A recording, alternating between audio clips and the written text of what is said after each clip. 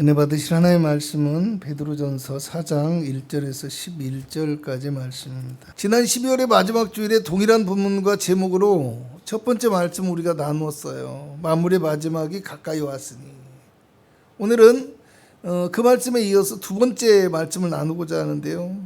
지난 시간에 말씀의 내용을 조금 돌아보게 되어지면요, 구원받은 성도에게는 고난이라는 것이 피할 수 없는 것이기도 하지만 또 어떤 면에서는 그 고난 가운데서 하나님께서 함께 하신다라는 겁니다. 그래서 그 고난 가운데서 우리를 보호해 주시는 예수 그리스도를 바라보므로 성도는 그 고난을 이겨나갈 수 있어야 된다는 거예요.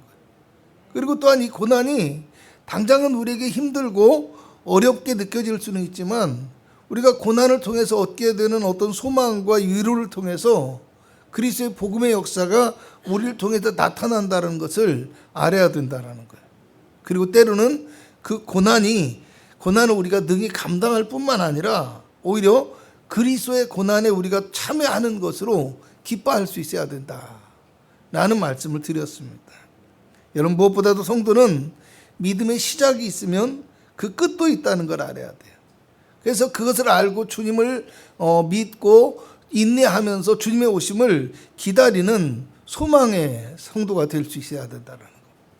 본문 7절에는 만물의 마지막이 가까이 왔으니라는 말씀을 하고 있습니다. 믿음을 가지고 살아가는 그리스도인들은 그 어떤 것보다 그리스도가 다시 오실 재림에 대한 믿음과 소망을 가지고 살아갈 수 있어야 된다는 겁니다. 그런데 우리 인생의 마지막에 주님을 만나게 될 날이 있다는 것을 아는 성도는요, 또한 그 마지막에 반드시 자신의 삶의 열매가 주님 앞에 드러나게 될 것이라는 것도 기억해야 되고요. 그래서 삶의 모든 순간을 책임감을 가지고 가치 있게 살아가고자 하는 노력과 의지가 필요하다는 것도 알아야 된다는 겁니다.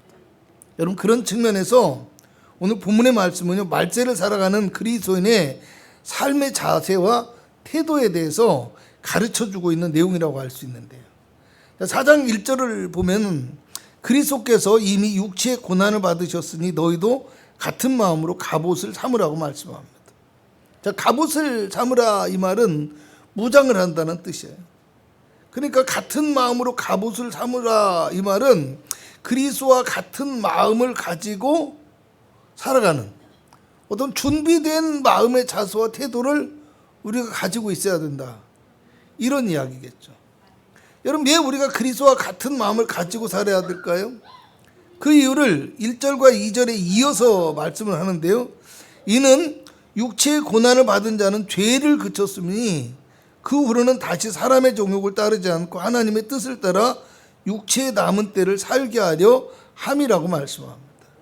자, 육체의 고난을 받은 자는 죄를 그쳤다라는 말씀은 우리가 죄의 형벌과 함께 또 죄의 영향력에서 벗어나게 되었다는 것을 의미하는 말입니다. 그래서 믿음으로 그리스도와 함께 십자가에 못 박힌 사람들은 또한 이 땅에서 그리스도의 고난에 동참하는 믿음의 삶을 살아가게 되므로 죄의 유혹과 욕망을 이기고 하나님의 뜻을 따라서 살아가는 생명의 삶이 되어질 수 있어야 한다는 말이에요. 또 7절을 보면 만물의 마지막이 가까이 왔으니 그러므로 너희는 정신을 차리고 근신하여 기도하라고 말씀합니다. 무슨 얘기예요? 마음이 흔들리지 않고 중심을 잘 잡고 기도하는 성도가 되어라, 이런 말씀을 하고 있는 거예요.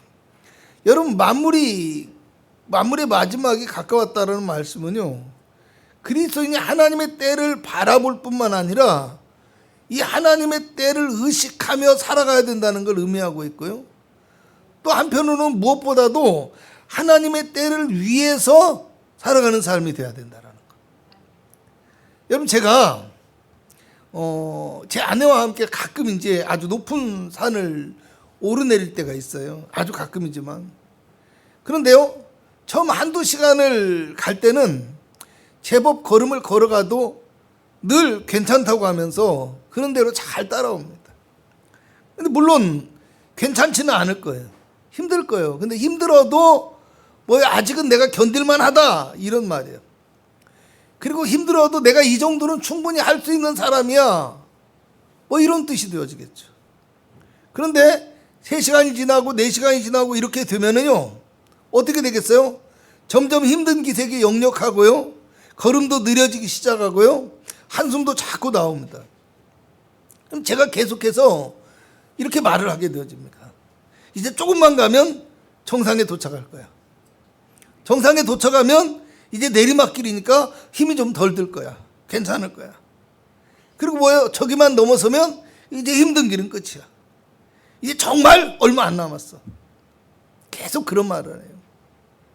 여러분, 지난 가을에 월출산에 한번 다녀왔는데요, 그때는 진짜 거의 1시간 이상 남았을 때부터 제 입에서 계속 다 왔어, 다 왔어, 다 왔어.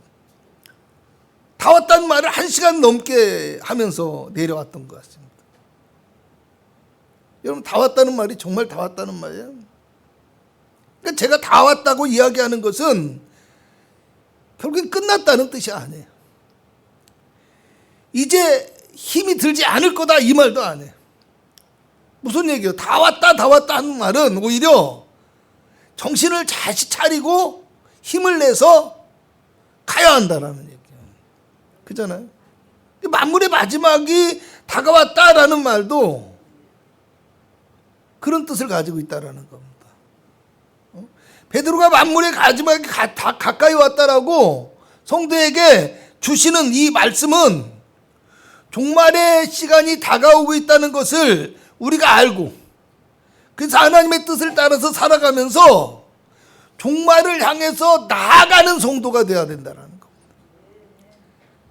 여러분, 사실 제가 이 말씀을 지난 연말에 이어서 새해 첫 주에 준비해서 전하려고 하다가 그렇게 계획을 세웠는데 그냥 좀 미뤘어요. 다른 말씀을 전하고. 물론 많은 사람들이 연초에 하필은 왜 만물의 마지막에 다가왔으니, 가까이 왔으니 이런 말씀을 전할까, 이런 생각이 들을 수도 있어요. 그런데 사람은요, 어찌 보면 자기 삶의 열매와 미래를 바라보면서 그 미래를 위해서 현재를 살아갈 수 있어야 된다는 거예요. 앞에서 제가 성도는 그리스도가 다시 오실 재림에 대한 믿음과 소망을 가지고 살아갈 수 있어야 된다, 이런 말씀을 드렸는데요. 여러분, 그리스도인의 삶의 목표가 주님을 다시 만나게 될 마지막 때가 되어야 된다라는 거예요. 그리고 그리스도인이 재림에 대한 소망을 가지고 있다는 것은 그 재림에 대한 소망이 우리의 믿음의 삶의 근거가 될 수 있어야 된다는 거예요. 그래서 우리의 모든 삶이 어떻게 해야 돼요? 결국에는 마지막 때와 같은, 내가 오늘을 살아가고 있지만 현재를 살아가고 있는 내가 오늘이 마지막 때 주님을 만날지도 모른다라는 그 미래의 소망을 가지고 살아가는 삶이 될 수 있어야 된다라는 겁니다. 여러분, 그래서 2절에는 그 후로는 다시 사람의 정욕을 따르지 않고 하나님의 뜻을 따라 육체의 남은 때를 살게 하렴이라고 말씀하고 있고요. 3절에는 이방인의 뜻을 따라 행한 것은 지나간 때로 족하도다고 말씀하면서 4절에 가서 너희가 그들과 함께 그런 극한 방탕에 다름질하지 아니하는 것을 그들이 이상히 여겨 비방한다라고 말씀합니다. 그러니까 믿지 않는 세상의 사람들은 그리스도인들의 삶이 이해하지 못할 이상한 것처럼 보일 수 있다는 겁니다. 그런데 이걸 다르게 표현하면 뭐냐면, 그리스도인들의 삶은 세상의 사람들과는 다른 구별된 모습이 되어야 된다는 겁니다. 할렐루야. 그러니까 우리의 삶의 모습을 믿지 않는 사람들이 봤을 때 이상하다고 해야 그게 정상이라는 겁니다. 할렐루야. 인사 한번 합니다. 이상한 것이 정상입니다. 고난을 이상하게 생각하지 마시고 비웃음과 조롱이 이상한 것이 아니다는 걸 아세요. 할렐루야. 자기들이 우리에게 이상하다고 하고 있지만 사실은 자신들이 이상하고 우리가 정상이에요. 아멘. 여러분, 그리스도인이라면 그 정도 배짱은 있어야죠. 아멘. 그 정도 자존감은 있어야죠. 세상의 사람들이 뭐라고 하면 금방 기죽고 금방 마음이 약해지고 교회 가면서도 눈치 보고, 그럼 그 진짜 그리스도인이 아니에요. 아무리 세상이 우리를 비웃고 조롱하고 미워하고 멸시하고 천대해도 너희가 이상한 거지 우리가 정상이다. 아멘. 너희는 하나님을 모르니까 그러지, 하나님을 알면 너는 정말 깜짝 놀랄 거다. 이런 어떤 자긍심을 가지고 할렐루야 살아갈 수 있어야 된다라는 거예요.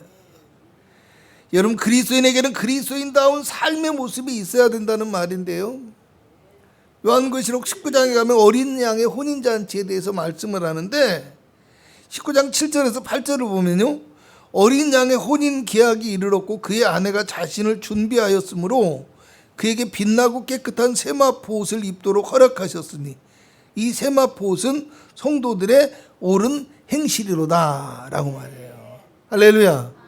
그러니까 우리가 그리스도의 사람다운 믿음의 옷을 입고 있어야 된다라는 거예요. 아멘. 여러분, 마태복음 22장을 보면 혼인잔치를 준비하면서 손님을 초대한 임금이요, 예복을 입지 않은 한 사람을 보고서 어찌하여 예복을 입지 아니하였느냐, 왜 예복을 입지 않고 들어왔느냐고 책망을 하면서 그 손발을 묶어서 바깥 어두운 데 내던지라고 명령합니다. 여러분, 오늘 우리의 모습과 우리의 삶 속에 만약에 그리스도인다운 모습이 보이지 않는다면, 그죠? 성도의 인이 우리의 이마에 없다면, 여러분, 그 표식이 나타나 보이지 않는다면 하나님 앞에 우리가 얼마나 부끄러운 존재인지를 우리 스스로가 깨달아 알아야 돼요. 여러분, 특별히 오늘 본문을 통해서 베드로가 주시는 말씀은 뭐예요? 성도는 사랑으로서 구원을 이루는, 아멘, 사랑의 사람이 돼야 된다 라는 이야기를 하고 있어요. 우리 8절을 같이 한번 읽어봅니다. 시작. 무엇보다도 뜨겁게 서로 사랑할지니 사랑은 허다한 죄를 덮느니라. 아멘. 무엇보다도 뜨겁게 사랑할지니 그랬어요. 왜? 사랑은 허다한 죄를 덮기 때문에. 여러분, 여기서 무엇보다도라는 것은 어떤 것보다, 모든 것보다 이런 거예요. 우리의 삶에 어떤 것보다 사랑하는 것이 중요하다라는 겁니다. 사랑이 죄를 덮는데, 사랑의 죄를. 고린도전서 13장 1절에서 3절에도 나와 있죠. 한번 읽어볼까요? 고린도전서 13장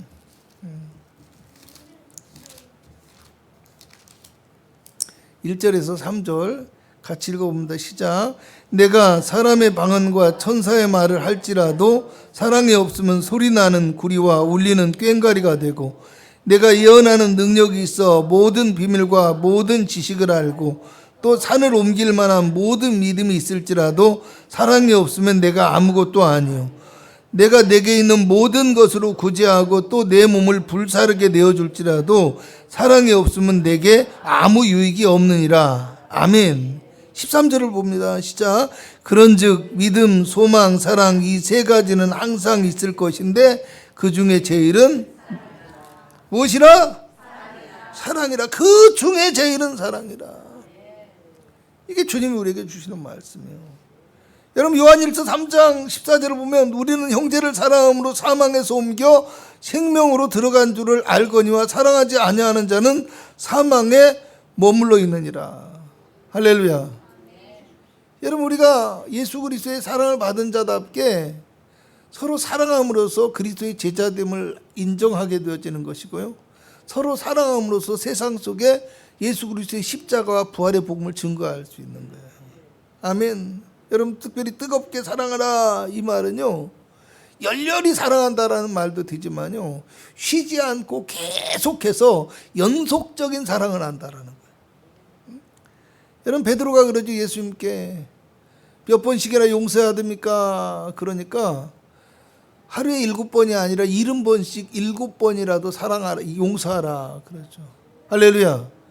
여러분, 사랑은 허다한 죄를 덮는다라고 얘기했을 때 이것을 어떻게 생각할까요? 여러분, 이것은 일시적인 사랑이 아니라 의지적인 실천인 거예요. 실천. 여러분 십자가의 사랑이 기준이 되어지는 거예요. 그잖아요. 끝까지 사랑하는 거. 끝까지 사랑하는 거. 나를 배반하고 나를 이해하지 못하고 나를 공격하고 나를 핍박하고 나를 죽이기까지 하는데도 주님은 그들을 위해서 기도하고 그들을 위해서 십자가를 지셨듯이. 그것이 우리 자신이요. 그잖아요. 그래서 우리가 그 사랑을 가지고 허물을 덮을 수 있어야 돼요. 여러분 거룩한 교회 안에 나온 우리가 하나님 앞에 온전하면 얼마나 온전하겠어요. 우리가 맞으면 얼마나 맞겠어요. 그잖아요. 그런데 거룩한 교회가 하나 되고 공존할 수 있는 것은 그 안에 사랑이 있어야 된다는 겁니다. 아멘. 가정이 여러분, 저도 인생을 살아보니까요, 알고 있었음에도 불구하고 참 신기해. 참 신기해. 자녀들 셋 있는데 겨우 3명이 왜 이렇게 다른지. 나 다르죠. 저희 아내 다르죠.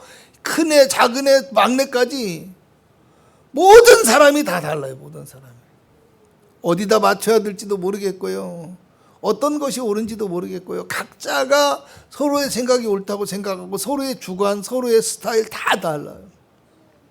그 안에서 우리가 살아갈 수 있는 것은 가족이라는 명제가 있는 거예요. 그죠? 그리고 그 안에서 서로가 사랑하는 그 사랑이 허물을 덮어가는 거예요. 그잖아요. 근데 그 사랑이 없이 우리가 행하려고 하면은 여러분 교회는 분열을 할 수밖에 없는 거예요. 세상의 사람들을 구원하는 것도 마찬가지죠. 너희가 너희를 사랑하는 자만 사랑하면 뭐 하느냐라는 거예요.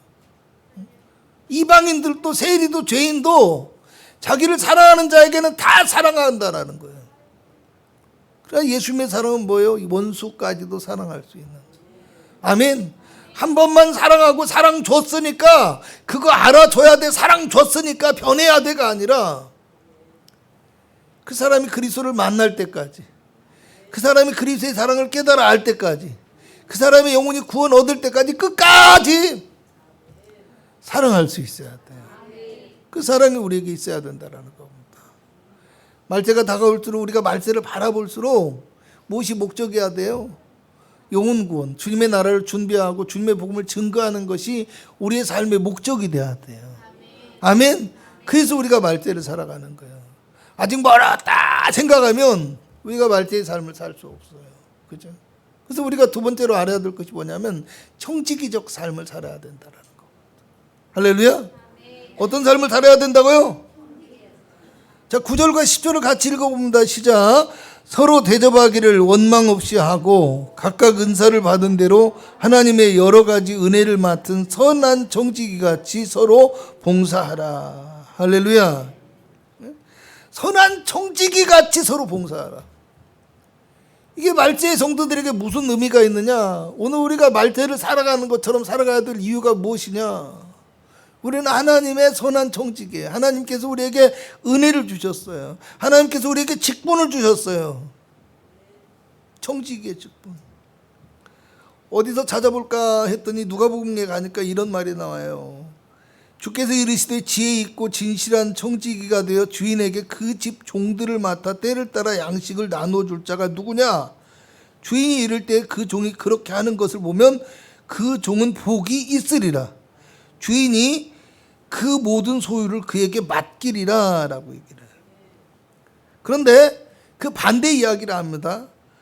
누가복음 12장 45절은 만일 그 종이 마음에 생각하기를 주인이 더디 오리라 하여 남녀 종들을 때리며 먹고 마시고 취하게 되면 생각하지 않은 날 알지 못하는 시간에 그 종의 주인이 이르러 엄히 때리고 신실하지 아니한 자의 받는 벌에 처하리니. 이렇게 나와요.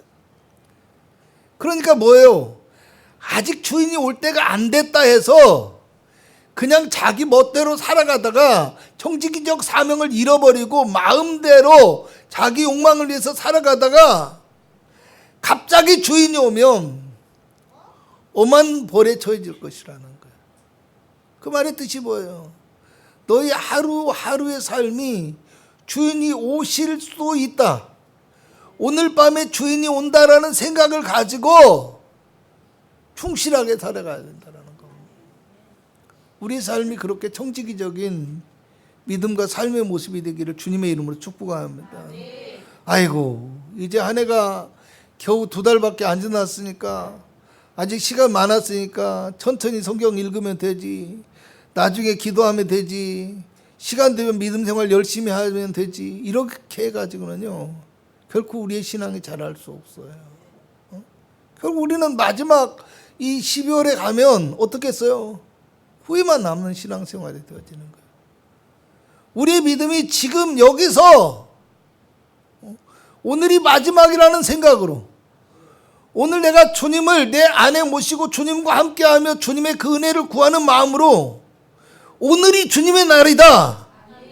아멘. 그런 생각과 믿음을 가지고 우리가 살아갈 수 있어야 진짜 정직이 같은 믿음인 거예요. 여러분, 우리가 주님 앞에서 정말 주님의 믿을 만한 정직이가 되어보면 어떨까요? 아멘.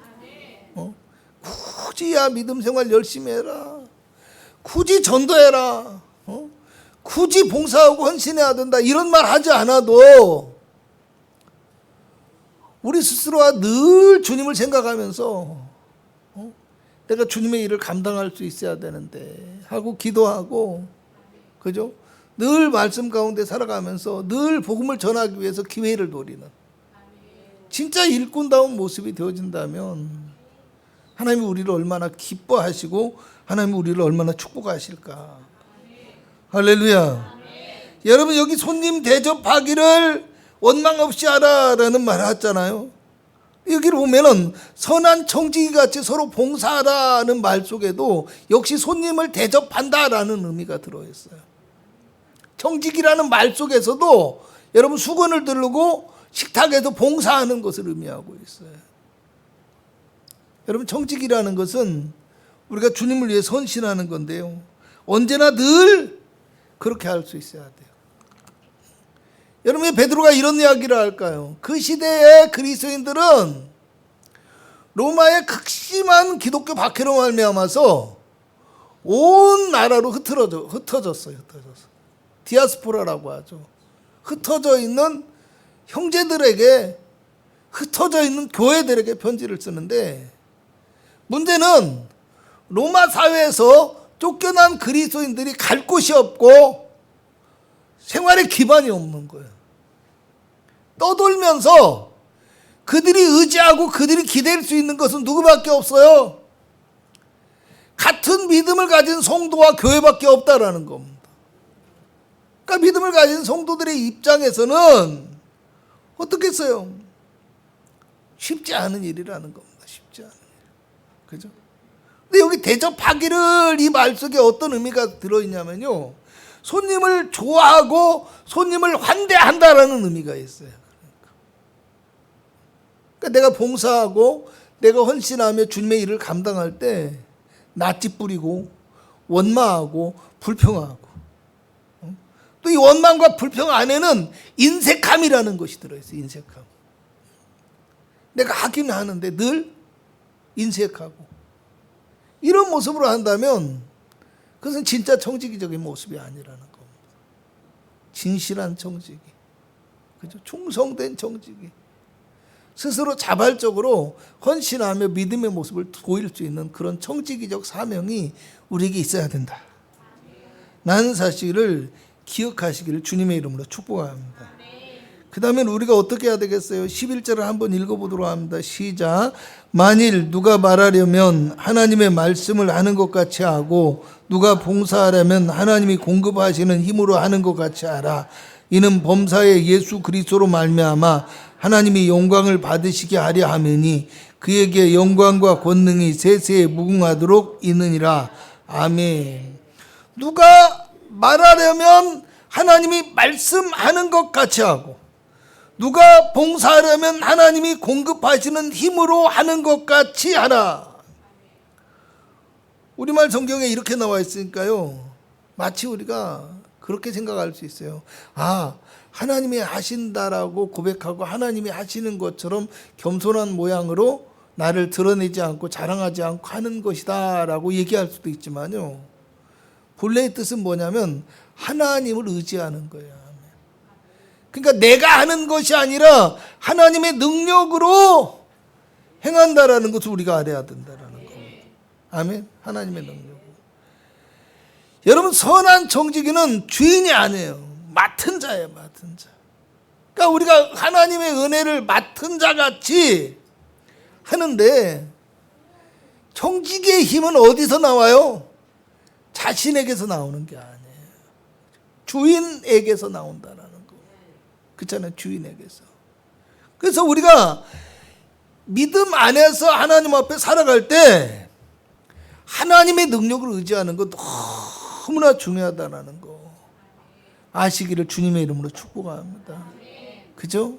사도행전 1장 6절에 가면 예수님께서 이제 떠나실 날이 되었어요. 그래서 제자들이 예수님께 여쭈기를 주께서 이스라엘 나라를 회복하심이 이때니까 라고 얘기를 해요. 말세가 이때니까 라는 거예요. 그러니까 예수님께서 때와 시기는 아버지께서 자기의 권한에 두셨으니 너희가 알 바 아니요 오직 성령이 너희에게 마시면 너희가 권능을 받고 예루살렘과 온 유대와 사마리아와 땅끝까지 이르러 내 증인이 되리라 라고 말씀합니다. 할렐루야. 그때는 시기적인 문제가 아니라는 겁니다. 어느 때인지를 알고자 하는 것이 아니라 오늘 우리가 무엇을 해야 될 때인지를 생각해야 되는 거예요. 그래서 하나님의 권능 안에서 복음을 위해서 살아가는 삶, 예수 그리스도의 증인이 되어지는 삶, 이것이 우리에게 필요하다라는 겁니다. 믿으시길 주님의 이름으로 축복합니다. 오늘 우리가요 말세를 살아가잖아요. 근데 말세를 살아간다고 하는데요, 우리는 하루하루를 살아가면서 과연 어떤 마음과 어떤 자세를 가지고 살아가는지 생각해 보았으면 합니다.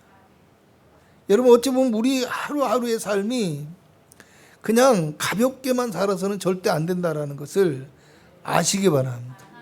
우리 하루하루가 그냥 지나가는 것 같지만 그 길에는 반드시 삶의 발자취가 남게 되고요, 그 열매가 남는다는 사실을 우리가 알아야 되고요, 그래서 우리의 삶을 충실하게 살아갈 수 있는 결단이 우리에게 있어야 된다라는 거예요. 무엇보다도 성도는 인생이 항상 머물러 있는 것이 아니라 반드시 마지막이 있음을 깨달아야 되고요, 그 마지막 때 주님을 만나게 될 것이라는 것을 알고 살아갈 수 있어야 됩니다. 그래서 주님이 우리의 삶과 믿음의 열매를 보시고 판단하게 되어질 날을 기억하고 그날을 예비하는 청지기로서의 삶을 살아갈 수 있기를 바랍니다. 그러므로 오늘 또 우리 자신의 삶과 믿음을 점검하고 새로운 믿음을 결단하며 나아가는 믿음의 열매를 맺기 위해서 우리는 힘써 정신을 차리고 기도해야 됩니다. 그리고 무엇보다도 뜨겁게 사랑함으로 그리스도의 복음을 증거할 수 있어야 되고요, 하나님의 선한 청지기로서 하나님의 은혜와 능력을 의지하며 살아갈 수 있는 참된 믿음의 성도가 되실 수 있기를 주님의 이름으로 축복합니다. 기도합니다. 하나님, 믿음의 청지기가 되어지기를 원합니다. 주님을 만날 날을 기억하며 살아가기를 원합니다. 우리의 믿음이 더욱더 깨어 기도하는 믿음의 사람이 되어지게 하여 주옵시고, 무엇보다도 주님 앞에서 주님의 사랑을 가지고 뜨겁게 사랑하며 헌신할 수 있는 믿음의 사람들이 되어지게 하여 주옵시고, 아버지 청지기적인 사명을 가지고 주님의 능력을 의지함으로 아버지 이 땅에서 열매 맺고 하나님 앞에 영광을 돌리는 거룩한 아버지 은혜의 삶이 우리 가운데 아버지 나타날 수 있도록 주여 축복하여 주시옵소서. 오늘 또 하나님 앞에 가지고 나온 문제와 어려움과 모든 기도의 제목을 주여 들어 응답하여 주시기를 원하옵니다. 성령으로 충만하게 하옵시고 거룩한 은혜를 더하여 주옵시며 이 한 주간 동안도 승리하는 믿음의 성도가 되어지게 하여 주시옵소서. 예수님의 이름으로 기도합니다. 아멘.